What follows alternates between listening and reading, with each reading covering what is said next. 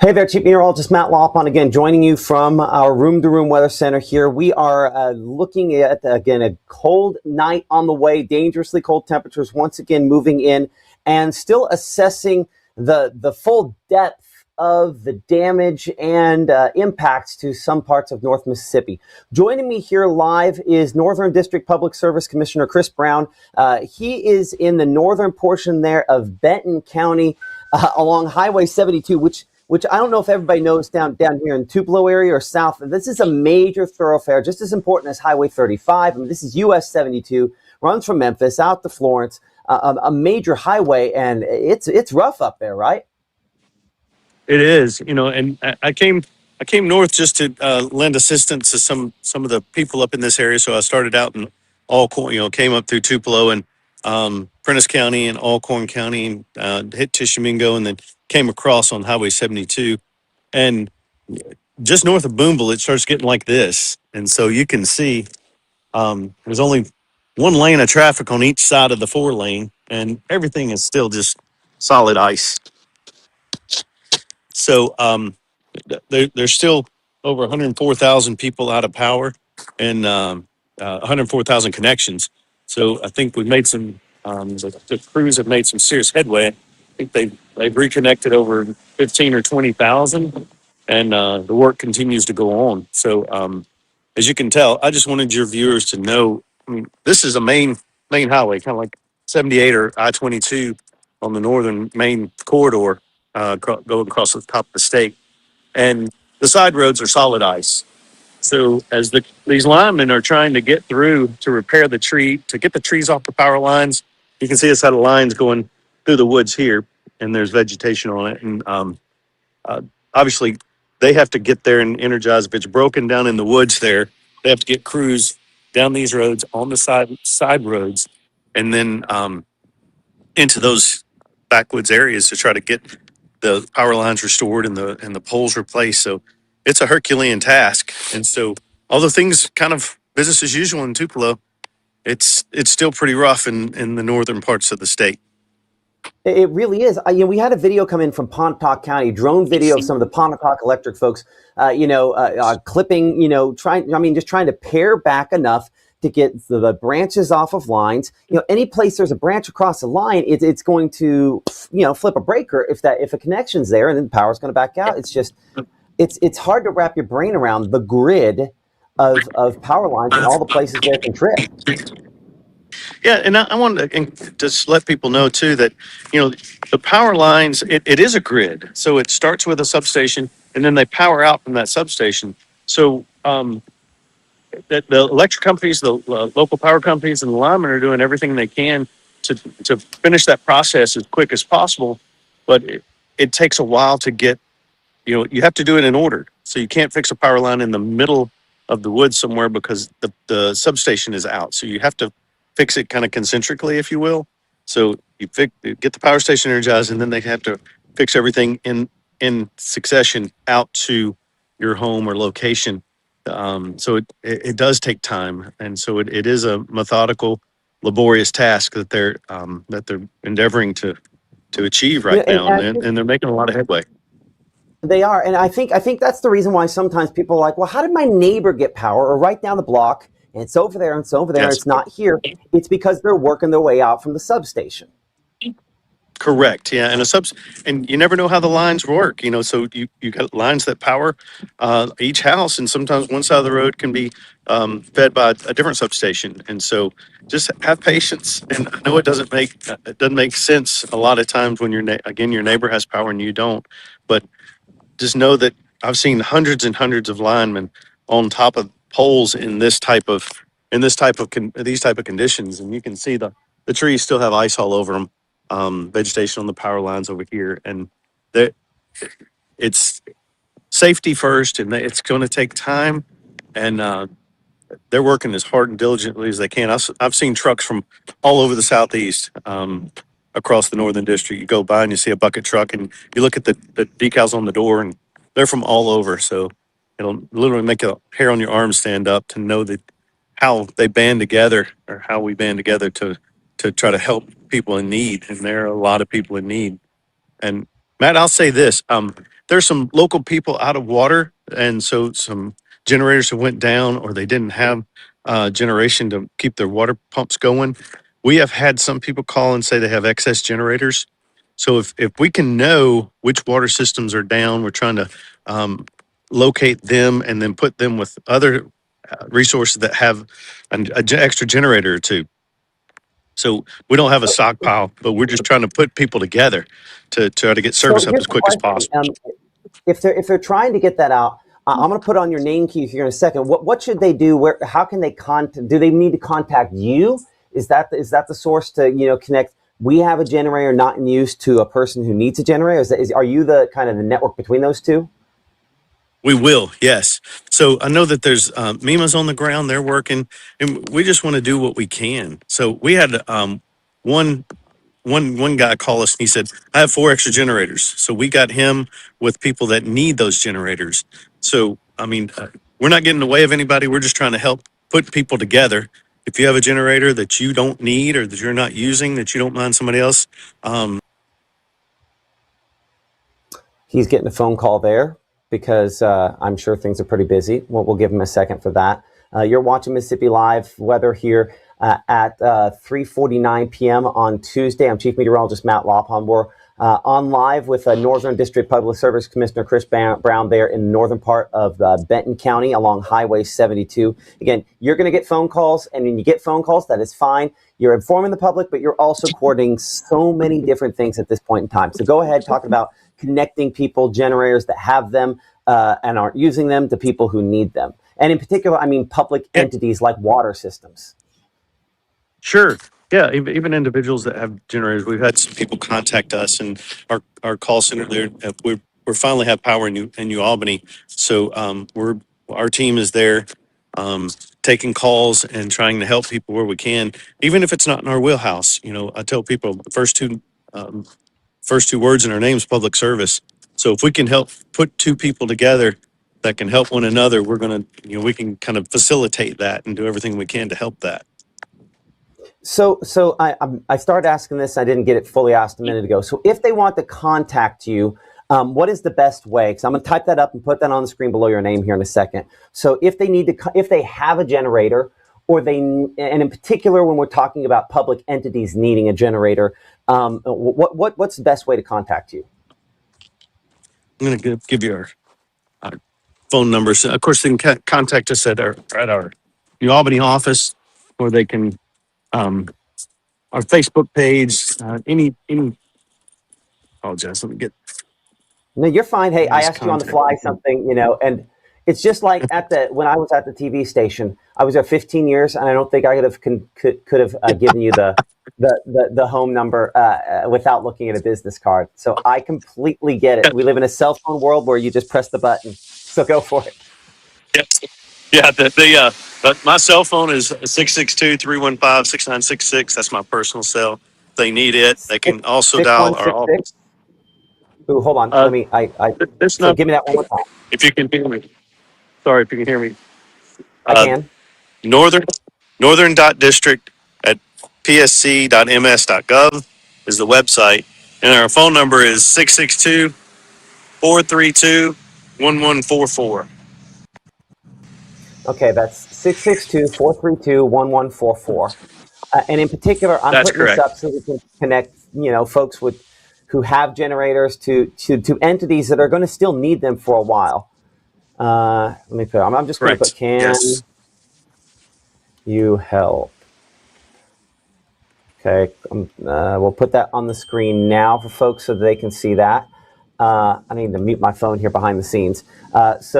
Chris Brown, again, we're talking with the Northern District Public Service Commissioner here, who is in about as far And north it's as you can get Matt. in northern Benton County. Yeah, go ahead. Yeah. And that last four is 1141. Last four Okay, of the phone thank you for number. doing that. One one. See, this is 1141. Okay, thank you. Yes, sir. Okay, got that fixed. 1141. And you see, you're in the northern part of Benton County. 72 looks rough. We just got an alert from the sheriff in Panola County, and I don't know if I think that's part of your district as well, but this is more traffic related, that It they have is. folks backed up on 55 to the point that people aren't moving and can't necessarily get out. It's just a reminder that if it looks like what it looks like, I'm popping up so people can see it full there. That there are other spots that are in really rough shape as well. I mean, that's not exactly passable roads back there. That is emergency travel only, right? It is, and so obviously I'm bringing supplies up here. I wouldn't be on the roads. That I know that I-22. Um, some of our team traveled it this morning. There were some 18-wheelers stuck in one lane. They couldn't get up a hill because of the ice. So you could, if you venture out, you could be stuck for a while if trucks are across the road, or if there's if they can't get up a hill, like what we saw at I-22 this morning, then it could be a while. So again, if you don't have to get out, don't. You can see they're still moving, but it's still real. If those guys are going slow, it's treacherous. And so Absolutely. he's moving pretty slow there. Um, so it's bad. So remember, even though it's nice where you're at, some of your listeners are in areas that aren't impacted like this and have been spared. Just remember that our neighbors up here are still in need, and if there's food collections or anything like that going around, just send an extra pallet of water or food through the Red Cross and others to get up here to the people that are in need. And we're one Mississippi, and these are our neighbors. So we suffer together, and so just remember that there's a lot of people still in need across the state. Absolutely. Current time is 3:55. I'm Chief Meteorologist Matt Lopon. We're on live here with Public Service Commissioner Northern District Chris Brown. I'm pulling up some power outage maps. There has been some improvement. It's still a long road there. Any more insight on maybe from some of the local folks in the field about how long until we kind of reach that point where it's the more individual ones that are being picked up? I mean, obviously, looking at those trees, there's still dangerous ice on them as well, and that I think complicates the matter. It does, and I did get word earlier that the main line between New Albany and Corinth has been energized from TVA. So that was a huge hurdle. It doesn't mean everybody is going to be on in those areas, but that served Kossuth, East Ripley, and I think parts of Corinth. So that will help. And so now the LPCs can again starting to evaluate and energize those individual homes and meters. So there is a lot of progress. I know it's slow, but the line crews are working, and they're all over. As I've driven across the district here, it's an army of linemen trying to get everybody back up and going. Yeah, I think from a messaging standpoint here in the Tupelo area, and I mean location southeast, when we say 1994, people go, there's nowhere near like 94 here. But that's because Tupelo was kind of the edge of the epicenter, and then it continued northwest in 94. Tupelo largely missed most of this, despite some power outages. There's some spots up there that look, they look worse than some tornadoes that we get. In 94, I was, I've been in Mississippi my whole life, born and raised here. And I was here during 94. And when you're up here, this definitely feels like 94. And we had another one in the 80s that was pretty devastating. But it's going to take a while to recover from this. And thanks for letting me show your viewers the way it is right now. And that's the beauty of live stream, that you can see it real time, and so it's not pictures that were taken 2 days ago. I mean, this is right now, and This it's going to get cold again tonight. Yes. No. I mean, you nailed it. This is going to get cold again tonight. There's going to be more people that are in danger tonight, and we're losing it. You could argue that we had a little bit of a travel window today, and that is pretty much closing at this point here at 4:00. Those temperatures are going to start dropping pretty quickly. I want to ask a question. I've seen it come up a couple of different places. New Albany asking folks to conserve water, at least the dripping on the faucets. We're kind of losing the window on that as well. Same thing at Oxford. Have there been not just water pressure drops, but yes, that, but also water shortages beyond just generator issues? I mean, there's just so many different layers that electricity impacts. So a lot of the systems that went down, you let water run, it doesn't freeze as quick. That's why we drip water. But as they have so many people are dripping, they lose water pressure. If you lose water pressure, then you have boil water notices. So it's kind of a double edged. Don't drip your water when you don't need to, and obviously right now, don't drip your water, and that'll allow those water pressures to come back up, so the systems can serve. Because again, if it drops too low, then they have boil water notices. So help out the local water associations. Follow them online if you can, have access to it, because they'll give you tips and cues on how to help them help us. So if the water pressure goes down because we're dripping, that doesn't help anybody. And so we're in this together. So if we work together, we'll get out of it. Yeah, absolutely. And through time, that will happen. I'm thinking of other different ways. It seems to me, and maybe I'm wrong, one of the amazing things that happened, in the COVID, post-COVID years was the expansion of high-speed internet across the region. Ours never went down here. And I don't know if this is a life and death question, but I'm just curious if you have any information on the percentage of high-speed providers that stayed up, because it seems like most did. Most did, of course. The same fiber that goes on the poles were interrupted, just like the power lines. And thanks to ourselves. Yep. Another phone call there. We'll give him a chance to do that there. Because so on in some cases, folks, oh, go ahead. Hey, so Yeah. So the reason I bring that up is because I have Tom Bigby Electric here at our broadcast facility, but I also have Tom Bigby Fiber. My electric went yes. down. I had battery power to it. I still had my fiber, which was a huge blessing and something I'm thankful for.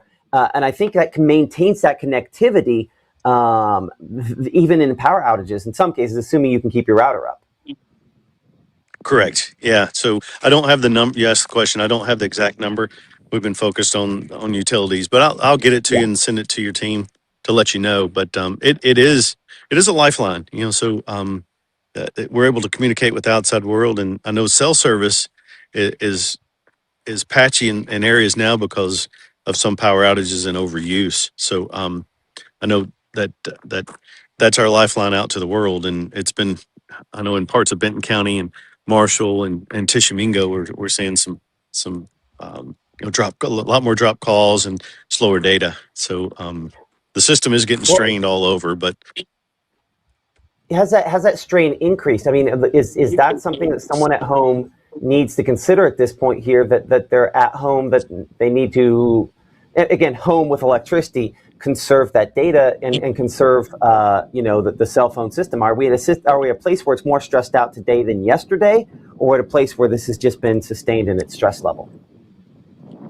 I don't have the direct answer to that, but I know that over usage, people that their fiber did go down, they result using their cellular data. So I would say that more people are using cellular data now than previously. So it is helping slow down the system.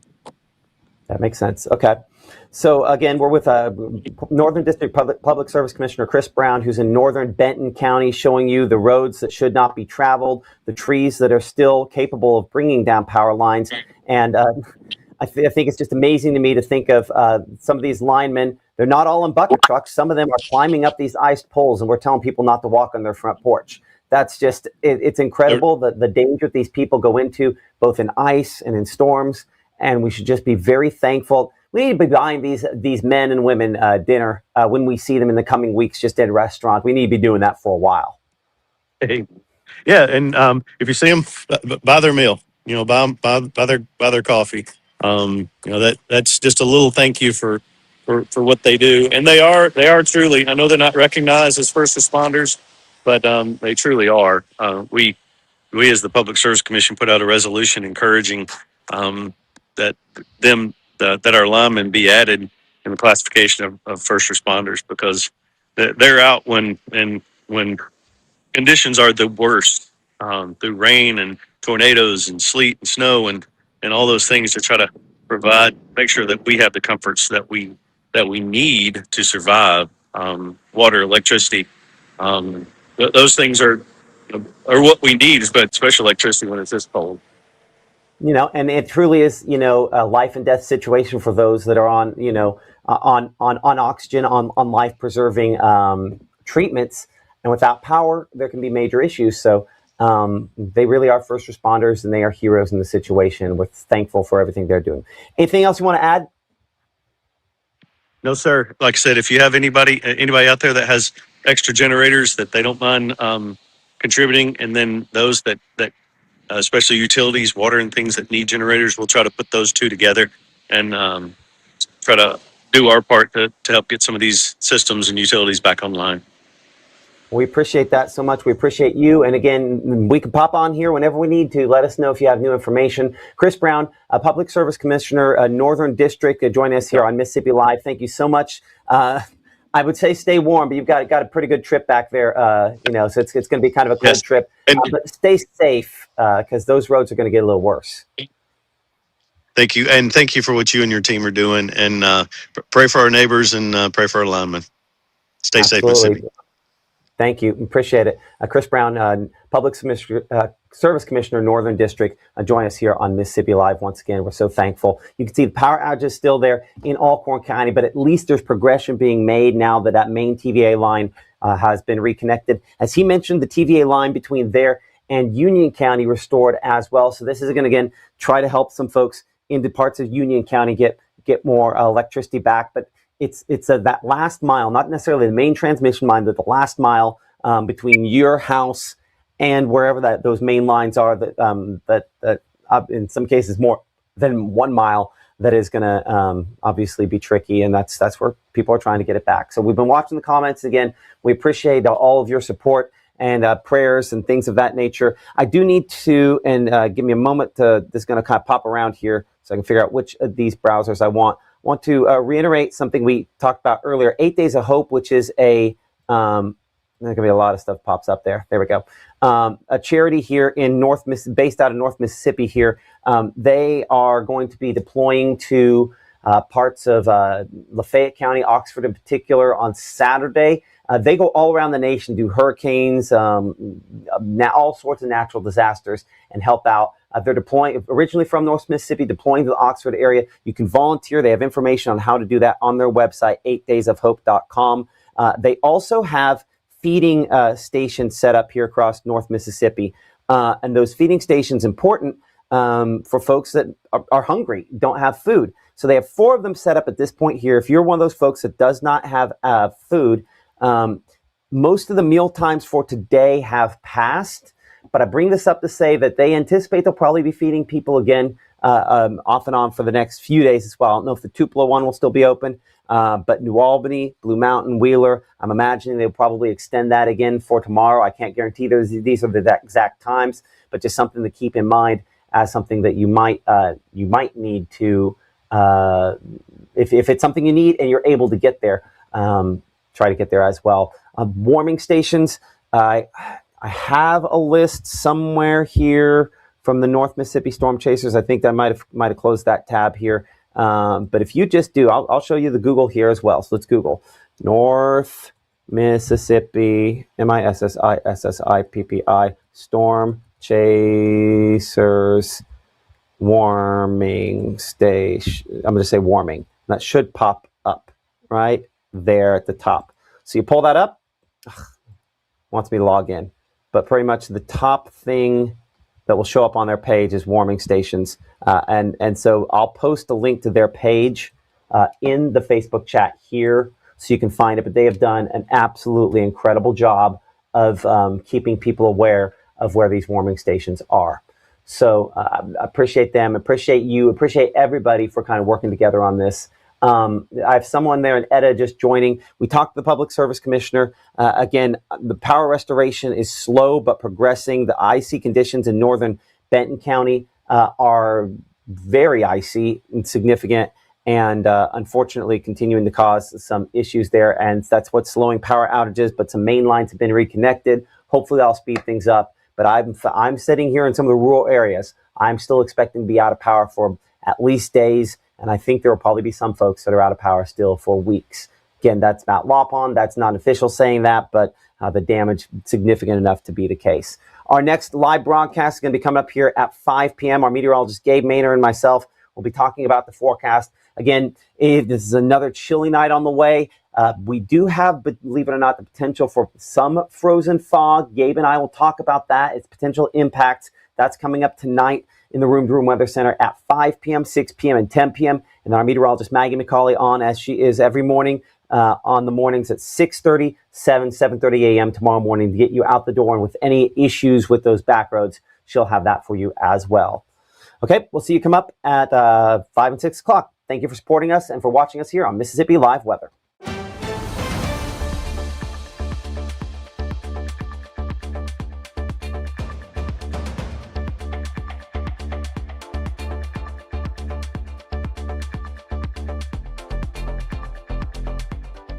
Game day brings its ups and downs, celebration and disappointment, anxiety and relief, friends and enemies. You can always argue over who should have won, but everyone can agree on great food. Appetizers, entrees, drinks, party platters, or even the taste of sweet victory. There's something for every season at Eat With Us restaurants.